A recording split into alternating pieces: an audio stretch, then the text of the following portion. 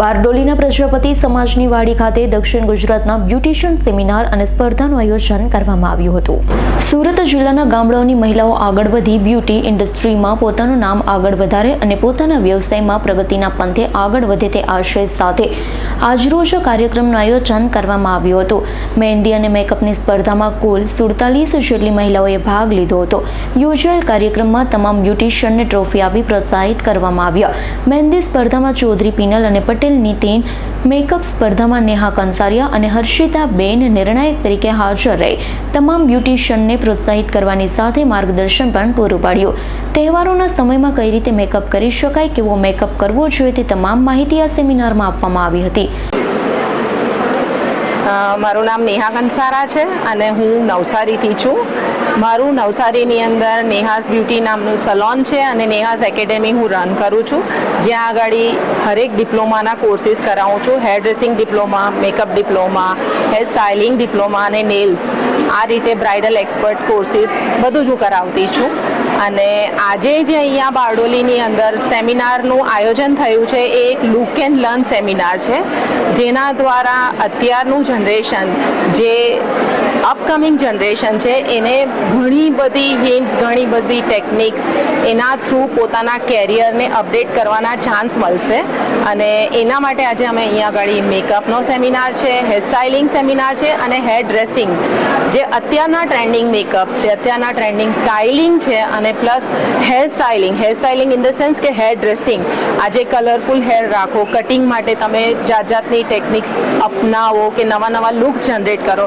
સો આજના દિવસમાં બધા સ્ટુડન્ટ્સને ઘણી બધી ટિપ્સ અને ટેકનિક્સ અહીંયાથી આપવામાં આવશે, જેના કારણે હવે જે વેડિંગ સિઝન આવે છે એના માટે એ લોકોને ઘણી બધી ટિપ્સ મળી જશે, કામ કરવા માટેનો એક અલગ જુસ્સો મળી જશે અને they will be more confident to go ahead.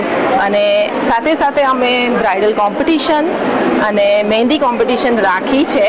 તો એ પણ કોમ્પિટિશનના નામે છોકરાઓ કેવું છે કે એક અલગ પોતાની પ્રેક્ટિસથી આગળ વધવા માટેનું એક અમે મુકામ હાસિલ કરાવ્યું છે એ લોકોને કે તમે બસ કોમ્પિટિશન કરો અને પોતાની સ્કિલ ડેવલપ કરો.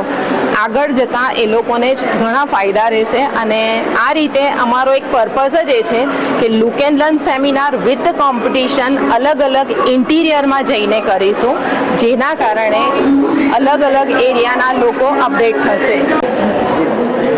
નમસ્કાર, હું મનીષા દેસાઈ, ફાઉન્ડર ઓફ શ્રદ્ધા મેકઅપ સ્ટુડિયો વલસાડ. આઈ એમ અ માઇક્રોબાયોલોજિસ્ટ. મારું પેશન છે makeup artist, painting, flower making and all art side. હું આજના દિવસ માટે Bardoli as a makeup artist one day look and learn seminar માટે આવી છું. મારે આવેલા લોકોને કેવી રીતે ઇઝી ટેકનિક અને અપકમિંગ સિઝન માટે સારું અને સોસાયટીને વધારે ડિસન્ટ બનાવી શકે એવો મેકઅપ આપવાનો આજનું મારું પ્રયોજન છે. જેમાં મને અહીંયા લાવનાર રક્ષા પટેલ રાનકોવા, તુલસી બ્યુટી, એ રક્ષા પટેલ એટલું બધું હાર્ડવર્ક કરે છે કે ગામડાના અંદર ના પાર્લરોને બી શોધીને 1 to 1, હાર્ટ ટુ હાર્ટ અને હર્ટ ટુ હર્ટ જઈને મળે છે અને બધાને કન્વિન્સ કરીને એ અહીંયા બારડોલીમાં એમણે બધાને બોલાવ્યા છે.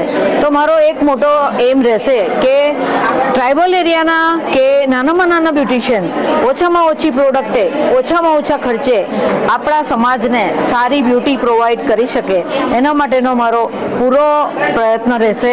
અને હું એવી આશા રાખું છું કે બધાનો સહકાર મળે.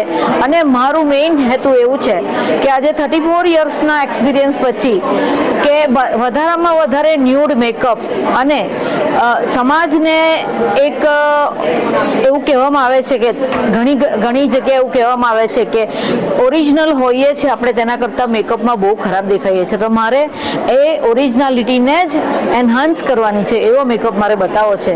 તો આપણે જોઈશું મારા પ્રેક્ટિકલ મેકઅપમાં. અને થેન્ક્સ ટુ ઓલ. સુરેશ રાઠોડનો રિપોર્ટ, S9 ન્યૂઝ, બારડોલી.